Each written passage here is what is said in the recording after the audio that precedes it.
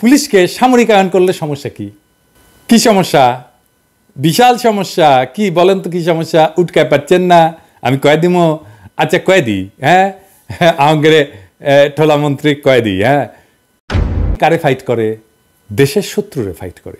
সে দেশের শত্রুর সাথে ডিল করে। সেখানে সে হয় শত্রুকে নিশ্চিহ্ন করে দেয়, জয় বাংলা করে দেয়, অথবা নিজে নিশ্চিহ্ন হয়ে যায়। এখানে কোনো আইন নাই, মানে আন্তর্জাতিক আইন আছে, যুদ্ধাপরাধ করতে পারবে না, কিন্তু বোমা ফেলায় যদি শত্রু সেনাদের সাফা করে দেয়, মিলিটারির কোনো অপরাধ নাই। আজকের আলোচনায় থাকবে ছাত্রদের নিয়ে বিশেষ কোনো এলিট ফোর্স বা পুলিশ বাহিনী গঠিত হবে কিনা, সমস্ত বিষয় নিয়ে আজকের এই আলোচনা পর্বে থাকবে। সংস্কার যাই চিন্তা করেন না কেন, তার আগে জানতে হবে আমাদের পুলিশ আসলে কিভাবে তৈরি হয়েছিল, কিভাবে এই অঞ্চলে ব্রিটিশরা পুলিশ সার্ভিস তৈরি করছিল, কেন তৈরি করছিল, কিভাবে এটা ডিজাইন করছিল। আপনি তো ইন্ডিয়ান বোম্বের সিনেমা দেখেন, তাই না? কলকাতার সিনেমা দেখেন, তামিল সিনেমা দেখেন, ওইখানে সিংহাম ধরনের সিনেমা ছাড়া অন্য সিনেমাগুলোতে পুলিশের যে গণবিরোধী দুর্নীতিবাজ আর নিপীড়ক চেহারা দেখেন, সেটার সাথে বাংলাদেশের এই ঠোলার মিল আছে, আছে না? কেমনে হইলে মিল? স্যার আপনি তো জানেন স্যার যে ব্রিটিশ পুলিশ দুনিয়ার সেরা, সবাই জানে। কিন্তু এই ব্রিটিশরাই যখন আমাদের দেশে পুলিশ বানাইলো, এরা এত নিকৃষ্ট হইল কেন? এটা একটা সঙ্গত প্রশ্ন না? এই প্রশ্নের উত্তরটা না জানলে আপনি পুলিশের সংস্কার কইরা কিছুই কুলাইতে পারবেন না, কোনো সংস্কার আপনি করতে পারবেন না, কারণ আপনি প্রবলেমটাই জানেন না, কেন প্রবলেমটা তৈরি হইল। আসেন এটা একটু দেখি। বেশি দিন আগে না, গত 2021 সালে একটা বই প্রকাশিত হয়েছে। বইটা colonial terror and state of violence in colonial India বই। এই বইয়ের 76 থেকে 78 পৃষ্ঠা পড়ি, তাইলে আমরা বুঝতে পারবো যে ইন্ডিয়ান পুলিশ কিভাবে তৈরি হয়েছিল। এখানে তারা কইতেছে একটা অত্যন্ত গুরুত্বপূর্ণ কথা, ইন্ডিয়ান পুলিশ তৈরি হয়েছিল সার্বভৌমত্বের ধারণা তৈরি এবং রক্ষা করার উদ্দেশ্য নিয়ে। দেখেন একটা জিনিস, সার্বভৌমত্ব রক্ষা কে করে? এটা আধুনিক রাষ্ট্রে কে করে? মিলিটারি তো। এই যে স্বরাষ্ট্র উপদেষ্টা, মিলিটারি তো করে, তাই না? তাইলে ব্রিটিশ মিলিটারির কাজ পুলিশ দিয়ে করাইতো, বুঝছাও? তাহলে যেটা হয় সেটা হইতেছে পুলিশের সামরিকায়ন হয়। এখন অনেকে কইতে পারেন বা ভালোই তো, মিলিটারি তো আরো ভালো জিনিস, শক্তিশালী, মোর ডিসিপ্লিন, অস্ত্রপাতিও ভালো, ধ্বংস ক্ষমতাও পুলিশের চাইতে বেশি, সারাক্ষণ লেফট করে। পুলিশের চাইতে তো ফিট মিলিটারিরা। অবশ্য ওই যে আজিজ মোটা আজিজ আছে না, ওটা সারা। তো যাই হোক, তো মনেই হইতে পারে যে সামরিক বাহিনীর সদস্য পুলিশের চাইতে সব দিক দিয়ে স্মার্ট। হ্যাঁ, তাইলে পুলিশকে সামরিকায়ন করলে সমস্যা কি? কি সমস্যা? বিশাল সমস্যা। কি বলেন তো, কি সমস্যা? উঠকায় পাচ্ছেন না? আমি কয়ে দিব? আচ্ছা কয়ে দিই। হ্যাঁ, আমাদের ঠোলা মন্ত্রী কয়ে দিই। হ্যাঁ, সেনাবাহিনী কারে ফাইট করে? দেশের শত্রুরে ফাইট করে। সে দেশের শত্রুর সাথে ডিল করে। সেখানে সে হয় শত্রুকে নিশ্চিহ্ন করে দেয়, জয় বাংলা করে দেয়, অথবা নিজে নিশ্চিহ্ন হয়ে যায়। এখানে কোনো আইন নাই, মানে আন্তর্জাতিক আইন আছে, যুদ্ধাপরাধ করতে পারবে না, কিন্তু বোমা ফেলায় যদি শত্রু সেনাদের সাফা করে দেয়, মিলিটারির কোনো অপরাধ নাই, বরং আমরা মেডেল দিয়ে তারা পুরস্কৃত করব। তাই মিলিটারি মাইন্ডসেট একেবারে আলাদা। পুলিশ কার সাথে ডিল করে? সে ডিল করে দেশের নাগরিকের সাথে, দেশের শত্রুর সাথে না। তার দেশের আইন মাইনা, দেশের নাগরিক অধিকারের সীমানা মাইনা ডিল করতে হবে। সে শুধু অপরাধীর সাথে ডিল করে না। পুলিশ মানে কিন্তু শুধু অপরাধীর সাথে ডিল করবে তা না, সে নিরপরাধ মানুষের সাথেও ডিল করে। ধরেন ইমিগ্রেশন পুলিশ, সে কি অপরাধীদের সাথে ডিল করে না? ট্রাফিক পুলিশ, সে কি অপরাধীদের সাথে ডিল করে? হ্যাঁ, যে ট্রাফিক আইন ভাঙে সে হয়তো অন্যায় করে, কিন্তু যারা ট্রাফিক আইন মেনে চলতেছে তার সাথে তো ডিল করতেছে সে। আবার ধরেন কোনো ক্রাইমই হয়নি, তাও তো পুলিশ লাগে। যেমন কোনো জিনিস হারাইলে পুলিশে ডায়েরি করতে হয়, রাস্তায় দুর্ঘটনা হইলে পুলিশকে ডিল করতে হয়, কেউ যদি হারায় যায় আমরা পুলিশের সাহায্য নেই। ধরেন কেউ রাগ কইরা বাসা থেকে বের হয়ে গেছে, আপনি খুঁজে পাইতেছেন না, এটা তো ক্রিমিনাল অফেন্স না, তাই না? কে ডিল করবে? পুলিশই তো। তো এই পুলিশের মিলিটারি মাইন্ডসেট হলে চলবে? সে যদি মিলিটারির মতো করে সমস্যাকে ডিল করতে চায় তাহলে হবে না তো। আচ্ছা আসেন দেখি তারা আরো কি বলতেছে। তারা বলতেছে ব্রিটিশরা শুধু ইউরোপেই সিভিলিয়ান পুলিশ বানায়নি, আর একটা পুলিশের মডেল ছিল তাদের কাছে, আইরিশ মডেল। সেই পুলিশ বাহিনীও তৈরি হয়েছিল, মানে আইরিশ পুলিশ বাহিনী তৈরি হয়েছিল প্যারামিলিটারি মডেলে। তো এই আয়ারল্যান্ডের ইতিহাস জানেন তো, এদের সেই শতাব্দী প্রাচীন স্বাধীনতা সংগ্রামের খবর তো জানেনি, আর বিস্তারিত গেলাম না। আজকে বাংলাদেশের পুলিশের সবচেয়ে মিলিটারাইজড রেজিমেন্ট হইতেছে সোয়াত, র্যাব, এগুলা। ইংল্যান্ডের পুলিশ কই থাকে? ব্যারাকে থাকে না। আমাদের পুলিশ আর্মির মতো ব্যারাকে থাকে, সমাজ বিচ্ছিন্ন হইয়া। সেই জন্যই সমাজের সাথে তাদের কানেকশন হয়ে ওঠে না। একেবারে সামরিক বাহিনীর আদলে পুলিশটারে বানানো হয়েছে। তো এটা তো ব্রিটিশরা করেছে, আমরা তো কম নিজেরা সর্বনাশ করি নাই। কি সর্বনাশ করেছি ঠোলামন্ত্রী আপনারে কয়ে দেব? আচ্ছা কই সমস্যার কথা কব, সেটা হইতেছে এটার জন্য পুলিশ বাহিনী নিজে দায়ী না, তারা নিজের ভিকটিম। এখানে সম্ভবত ভিকটিম বলাটা ঠিক না, মনে হয় ট্রাজিক নায়ক বলা যেতে পারে। কিন্তু আমার আলাপের পরে দেখবেন যে কেউ এটা নিয়ে কখনো কথা বলেনি, এমনকি পুলিশও বলেনি, নিজেরাও না। 25শে মার্চ রাজারবাগে আক্রমণ হইলো, তাই না? আর ইপিআরে আক্রমণ হইলো, আমরা মুক্তিবাহিনী গড়ে তুললাম, ইস্ট বেঙ্গল রেজিমেন্ট, ইপিআর। এই পর্যন্ত ঠিক ছিল, কারণ ইপিআর হইতেছে প্যারামিলিটারি এবং ইপিআর তো সামরিক বাহিনীর আদলেই তাদের ট্রেনিং হয়, তাদের রেজিমেন্টেশন সব সামরিক বাহিনীর আদলে তৈরি। এ পর্যন্ত ঠিক আছে, কিন্তু অস্ত্র চালানোতে দক্ষ মানুষের অভাব ছিল। আজকে তো লাখ লাখ মুক্তিযোদ্ধা দেখেন, হাতে গোনা কিছু মানুষ মুক্তিযুদ্ধ করছিল। তাই আমাদের নবগঠিত মুক্তিযোদ্ধা বাহিনীর একটা বড় অংশ পূরণ করতে হয়েছিল পুলিশ সদস্যদের দিয়া। এর ফলে হইল এটা কি, তারা যুদ্ধ করলো সামরিক সেনার মতো, তাদেরই অংশ হইয়া, কারণ তারা সামরিক বাহিনীর অংশ হইয়া যুদ্ধ করলো। তারা আগে ছিল প্যারামিলিটারির মতো, আমরা নিজেরা নিজেদের প্রয়োজনে তাদের মিলিটারি বানাই ফেললাম। এই পর্যন্ত অসুবিধা ছিল না যদি আমরা মুক্তিযুদ্ধ করা সব পুলিশ সদস্যদেরকে সেনাবাহিনীতে আত্মীকৃত করতাম। তা করলাম না, আমরা আবার তাদের দিয়ে স্বাধীন দেশে পুলিশ বাহিনী বানাইলাম। আমরা যুদ্ধ করে পরিপূর্ণভাবে সামরিকায়িত পুলিশদের দিয়া পুলিশ বাহিনী শুরু করলাম। এর দায় তো পুলিশের না, এর দায় রাজনৈতিক নেতাদের নির্বুদ্ধিতার। শেখ মুজিবের মতো মাথা মোটা রাজনৈতিক নেতার মাথা থেকে এর চাইতে ভালো বুদ্ধি বেরোবে না। তাই আমি অন্তত এই একটা ক্ষেত্রে পুলিশকে ট্রাজিক নায়ক বলতে চাই। এখানে কি শেষ পুলিশের সর্বনাশ করা? না, শেষ না।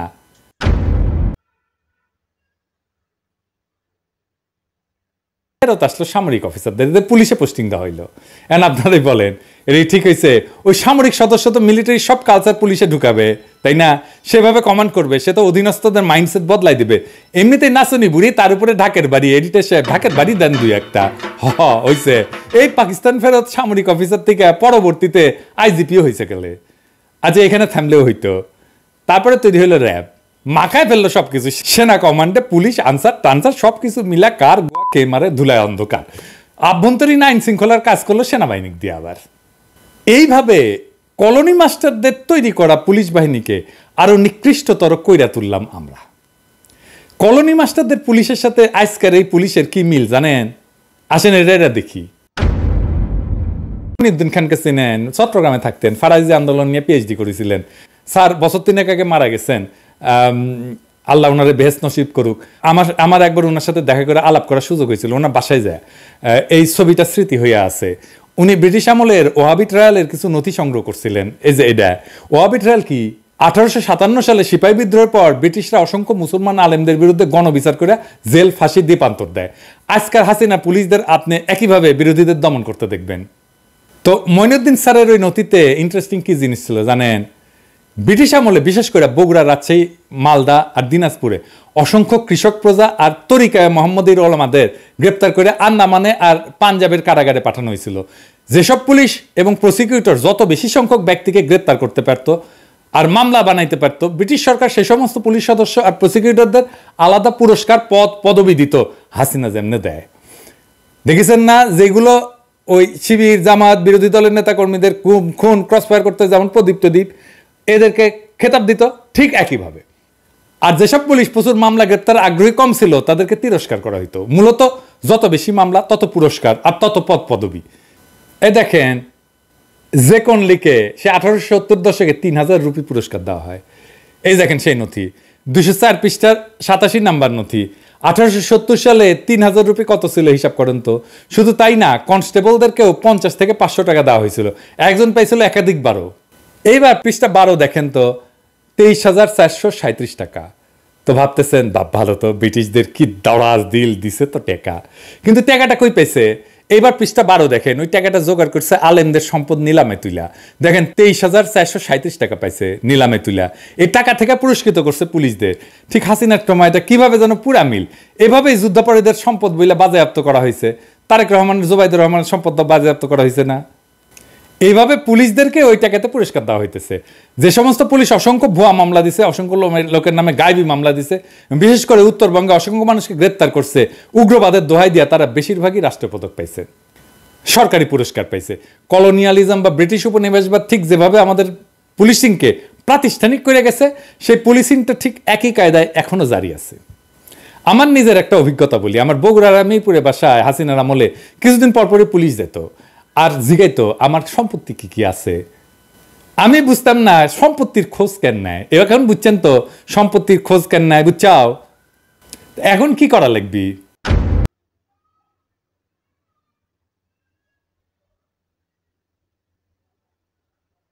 পুলিশ বাহিনীর শুরু থেকে আজ পর্যন্ত কেউই পুলিশের মৌলিক সমস্যাগুলোকে চিহ্নিত করেনি, সমাধান তো দূর কি বাদ। এর ফলে পুলিশ আর জনগণ মুখোমুখি দাঁড়ায় গেছে। পুলিশ বাহিনীর কফিনের শেষ পেরেক ঠুকছে হাসিনা, তার ফ্যাসিবাদী শাসনের মূল সহায়ক শক্তি হয়েছে পুলিশ বাহিনী। এই সার্ভিস দেওয়ার ফলে সাধারণ পুলিশের কোনো লাভ হয়নি, ক্ষতি ছাড়া। বিক্ষুব্ধ জনগণের মার খেয়েছে তারাই। এতে বড় কর্তারা রিটায়ারমেন্ট শেষে বিলাসের জীবন উপহার পাইছে, কেউ পাইছে রাষ্ট্রদূতের চাকরি। আর পুলিশ মরলে মানুষ কয় আলহামদুলিল্লাহ। এই পুলিশ দিয়া কোনো স্বাধীন দেশের বিন্দু মাত্র কোনো কাজ করানো সম্ভব না।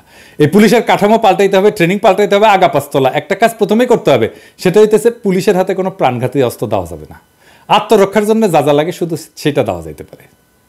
এখন যারা পুলিশের কাজে যোগ দিচ্ছে তাদের হাতে এই প্রাণঘাতী অস্ত্র দেবেন না, এইটা আমার রিকোয়েস্ট। পুলিশের রেগুলেটরি প্রতিষ্ঠান লাগবে 2 স্তরের, যাদের রিপোর্টিং অথরিটি হবে আলাদা। পুলিশের নিয়ন্ত্রণ কেন্দ্রীভূত হবে না, নিয়ন্ত্রণ হবে বিকেন্দ্রীকৃত। কঠিন নিয়মের নিগড়ে বাইরে ফেলতে হবে পুলিশের সকল কাজ। সমস্যা তো দেখাই দিলাম মোটা দাগে, এবার আসেন বিদেশি সাহায্য নিয়ে কথা বলি। অস্ট্রেলিয়াতে ভ্যান গাড়িতে লাশের স্তূপের উপরে লাশ তোলা হইতেছে, নির্বিকারভাবে হাইটে যাইতেছে পুলিশ পাশ দিয়া। এই লাশগুলো নাকি পুরাই দেওয়া হয়েছে। একজনকে তা আইডেন্টিফাই করা গেছে, আরাফাত হোসেন। ভিডিও পাবলিশ হওয়ার পরে সে পলাইছে। বাংলাদেশের একটা সরকার এবং বাহিনী জনগণের বিরুদ্ধে কাজ করছে। এই ম্যাসাকারগুলোর প্রত্যেকটা ইভেন্ট, প্রত্যেকটা shoot out, dead body disposed, real time news footage, picture পশ্চিমারা পাইছে না। ওরা জানে না যে পুলিশ দানবিয়া হয়ে উঠতেছে, এটা পশ্চিম জানতো না। এখন সংস্কারের কথা আসছে কেন? আমার সাজেশন, সংস্কারের ওয়ার্কিং পেপার, কমপ্লিট প্রপোজাল আপনারা বানাবেন, মানে এই স্বরাষ্ট্র মন্ত্রণালয় বানাবে, এইখানকার লোকেরা বানাবে। কোনো কনসালটেন্টের ওই সাজেশন নেবেন না, নিজেরা বানাবেন, একেবারে নিজেরা বানাবেন। যদি মনে করেন এটা বানাইতে না পারতেছেন, আমার সাহায্য নিতে পারেন, আমি বিনা পয়সা আপনাদেরকে করে দেবো। অনেক কাজ তো করে রাখছি। প্রফেসর ইউনূসের অ্যাপ্রুভাল নেবেন, ওনার সাজেশন নেবেন, ওনার ফাইনাল অ্যাপ্রুভাল পাইলে যেভাবে যেখানে বাইরের সাপোর্ট লাগবে, পশ্চিমের সাপোর্ট লাগবে, সেটা নেবেন, শুধু সেইটা। কখনো তাদের পরামর্শ মতো সংস্কার করবেন না। ওরা জানে না আপনার কোন কোন জায়গায় ব্যথা। হ্যাঁ, ওইটা বান্ধবী ললিতাই জানে। এডিটর সাহেব কি ব্যাপার, না মিউজিক দিবেন না, মেলা দিন শুনি না, এত সিরিয়াস হলে হবে, ফান্না করলে তো ভালো কাম হয় না। যাই হোক, হসে। এবার আর একটা গুরুত্বপূর্ণ বিষয়, স্বরাষ্ট্র উপদেষ্টার প্রফেসর ইউনূস আপনাকে পরামর্শ দিই। তো স্যার, আপনি তো দেখছেন যে পুলিশ কিভাবে কত লোককে মারছে, বেয়ারিশ লাশ হিসেবে দাফন করা হয়েছে কতজনকে। আমাদেরকে এই নিখোঁজদেরকে খুঁজে বের করতে হবে, কে কিভাবে মারা গেছে এটা আইডেন্টিফাই করতে হবে, আর স্বজনদের কাছে তাদের কবর বুঝাই দিতে হবে। এই বড় কাজটা কিভাবে করা যাবে? সরকারের যে সমস্ত আমলাতান্ত্রিক জটিলতা থাকে তাতে এই কাজ শুরু করতে করতে অনেক দেরি হয়ে যাবে। এখনই অনেক দেরি হয়ে গেছে। আমি একটা বুদ্ধি দিই। ইনি আমার শিক্ষক মাজার স্যার, বাংলাদেশের বেস্ট ফরেন্সিক ব্রেইন, বিশ্ব স্বাস্থ্য সংস্থায় কাজ করছেন অনেক দিন, এখন রিটায়ার করছেন, খুবই কম্পিটেন্ট পারসন। ওনারা একটা এক্সিকিউটিভ অর্ডার করে দায়িত্ব দেন সব বেয়ারিশ হিসাবে দাফন করা মৃতদেহ খুঁজে বের করার এবং সেই নিহতদের পোস্টমর্টেম করার আর ডিএনএ টেস্ট করার, বের করার জন্য যে তার আত্মীয় স্বজন কারা। আমাদের কাছে যেসব তথ্য আছে সব ওনাকে দেব। ওনাকে একটা থোক বরাদ্দ দেন, ওনাকেই জিজ্ঞেস করে নেন কেমন টাকা লাগবে। উনি নিজেই সব অর্গানাইজ করে নেবেন। উনি দরকার হলে লোক রিক্রুট করবেন, লজিস্টিক যা লাগে জোগাড় করবেন। ওনাকে সংশ্লিষ্ট যেন সাহায্য করে সেটা এক্সিকিউটিভ অর্ডারেই থাকবে। আমরা সবাই ওনারে সাহায্য করব। দেশে থাকলে গায়ে গতরে করতাম, কিন্তু আপনারা তো আর আমার আনবেন না, তাই দূর থেকে যা করার সেটাই করবো। বাদ দিই এই কথা। উনি রাজি হন কিনা দেখেন, রাজি হইলে আমাদের আর কোনো চিন্তা নাই, উনি নিখুঁতভাবে কাজটা কইরা আপনাদেরকে ডেলিভার করবেন। এইবার আসেন আর একটা গুরুত্বপূর্ণ পরামর্শ দিই, দেশের জন্য খুব জরুরি। তো ঠোলা তো সব পলাই গেছে, ভালো হয়েছে। যারা ফিরে আসছে তারাও নাকি কাজ করছে না, তো এখন কি করবেন? আপনাদের কিন্তু কোনো প্ল্যান নাই, এটা খুবই দুঃখজনক। আপনাদের দ্রুত এই সমস্যার সমাধান করতে হবে। অনেক পুলিশ সদস্য বিভিন্ন কর্মস্থলে যোগদান করছেন এবং কাজকর্ম শুরু করছেন, কিন্তু এই যে ঘটনাটা ঘটে গেছে তাতে পুলিশের অনেক সদস্য মানসিকভাবে বিপর্যস্ত, ভীত। তারা পুলিশি কার্যক্রম পুরোদমে পরিচালনা করার সক্ষমতা অর্জন করতে পারেনি। অন্যদিকে নেতৃত্ব প্রদানকারী অফিসার এবং মাঠ পর্যায়ের অফিসারদের মধ্যে বিভেদ এবং মানসিক পার্থক্য সৃষ্টি হয়েছে। পুলিশের সঙ্গে আপামর জনগণের যে আস্থার সংকট সৃষ্টি হয়েছে তার নিরসনের জন্য জরুরি পদক্ষেপ নেওয়া দরকার। তা না হইলে এই পরিস্থিতি, তারপরে লুট হয়েছে, অস্ত্রশস্ত্র, মারাত্মক অপরাধ, খুন, জখম, চাঁদাবাজি, রাজধানী, ডাকাতি, দখল, বেদখল, এই সমস্ত অপরাধ সংগঠিত হইতে থাকবে। আর যেহেতু পুলিশ এখন আইন প্রয়োগ করতে শিথিলতা দেখাইতেছে, বিভিন্ন ধরনের অস্ত্রধারী ভিজিল্যান্ট গ্রুপ তৈরি হতে পারে যারা জনমানুষের আশা আকাঙ্ক্ষার প্রতীক অন্তর্বর্তীকালীন সরকারের অর্জনকে বাধাগ্রস্ত করতে পারে এবং সামাজিক অস্থিরতা সৃষ্টি করতে পারে। এই পরিপ্রেক্ষিতে বৈষম্য বিরোধী ছাত্র আন্দোলনের অনুঘটক ছাত্র সমাজকে স্থানীয়ভাবে সম্পৃক্ত করা যাইতে পারে। এর ফলে পুলিশের কার্যক্রম জোরদার হলে পুলিশ এবং জনগণের মধ্যে বিরাজিত সংকট প্রশমিত হবে, জনমনে আস্থা ফিরে আসবে এবং আইন শৃঙ্খলা রক্ষণাবেক্ষণে ইতিবাচক ফল নিয়ে আসবে। এই মনোবলহীন পুলিশ স্থানীয় জনগণের সহযোগিতা চাইলেও পারস্পরিক অবিশ্বাসের কারণে কেউ